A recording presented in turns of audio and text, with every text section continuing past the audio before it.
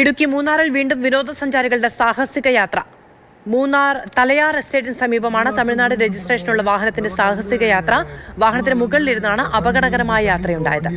இந்த மாதிரி உட்காந்து போகிறாங்க. இது மோட்டார் வெஹிக்கிள் டிபார்ட்மெண்ட்டுக்கும் தெரியாது, போலீஸ் டிபார்ட்மெண்ட்டுக்கும் தெரியாது. இந்த சூழ்நிலையை பார்த்தீங்கன்னா தெரியும். இது மூணாறில் நாங்கள் தான் தப்பு பண்ணுறோம்னு சொல்லுவாங்க.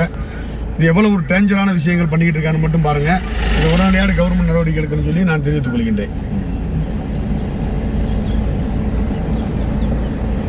ജയനസ് രാജു വിവരങ്ങളുമായി ചേരുകയാണ്. ജയൻ, ഇത്രത്തോളം അപകടകരമായ ഒരു യാത്ര നടത്തുന്നത് കണ്ട് ആളുകൾ എടുത്തു നൽകുന്ന വീഡിയോ ആണിത്. മാത്രമല്ല, അവിടുത്തെ റോഡുകളൊക്കെ നമുക്കറിയാവുന്നതാണ്, വളവും തിരിവുമുള്ള റോഡുമാണ്. തിരികെ വരുന്ന വാഹനങ്ങൾക്ക് സുരക്ഷയ്ക്ക് പോലും ബാധിക്കുന്ന തരത്തിലാണ്. എന്തുകൊണ്ടാണ് ഇത്രയും അധികം റിപ്പോർട്ടുകൾ ഉണ്ടായിട്ടും ഇതിങ്ങനെ തുടരുന്നത്? മാധു, തീർച്ചയായിട്ടും ഇതിപ്പോൾ പല സ്ഥലത്തു നിന്നായി എത്തുന്ന വിനോദസഞ്ചാരികളാണ്. അവർ ഈ നിയമലംഘനം തുടരുകയാണ്. പല സ്ഥലത്തും പരിശോധനയ്ക്ക് മതിയായ സൗകര്യങ്ങൾ ഇല്ല എന്നുള്ളതും ഇത്തരം നിയമലംഘനങ്ങൾ തുടരാൻ ഇടവരുത്തുന്നുണ്ട്. ഇതിപ്പോൾ മുൻ ദിവസങ്ങളിൽ നമ്മൾ കണ്ടിരിക്കുന്നത് ഉടല് ഈ ഡോറിന്റെ വിൻഡോയിലൂടെ പുറത്തേക്കിട്ട് യാത്ര ചെയ്യുന്ന രീതിയാണ്. പക്ഷേ ഇവിടെ ഇപ്പോൾ ഒരാൾ വാഹനത്തിന്റെ മുകളിൽ തന്നെയാണ് കയറിയിരിക്കുന്നത്, കാറിന്റെ മുകളിൽ തന്നെയാണ് കയറിയിരിക്കുന്നത്. എവിടെയെങ്കിലും ഒന്ന് ബ്രേക്ക് ചവിട്ടേണ്ടി വന്നാൽ പോലും ആ വ്യക്തി തെറിച്ച് താഴേക്ക് വീഴുന്ന ഒരവസ്ഥ ഉണ്ടാകും. അത്തരം വളരെ അപകടകരമായിട്ടുള്ള രീതിയിലാണ് ഈ യാത്ര.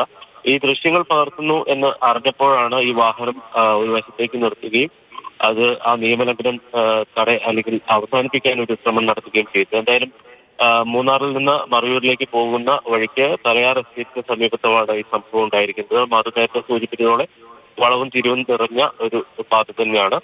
മുൻ നാളുകളിലും ഇത്തരം നിയമലംഘനങ്ങൾ നടത്തിയിരുന്നു. ആ നിയമലംഘനങ്ങൾ ശ്രദ്ധയിൽപ്പെടുത്തുമ്പോൾ അത് മോട്ടോർ വാഹന വകുപ്പ് ഡ്രൈവർമാരെയും വാഹനത്തിന്റെ ഉടമയും വിളിച്ചു വരുത്തി പിഴയും അതോടൊപ്പം തന്നെ മറ്റു നിയമ നടപടികളും സ്വീകരിക്കുന്നുണ്ട്. പക്ഷേ സ്വയം സുരക്ഷയെക്കുറിച്ച് ബോധ്യമില്ലാത്ത ആളുകൾ ആ നിയമലംഘനം ഇപ്പോഴും തുടരുകയാണ്.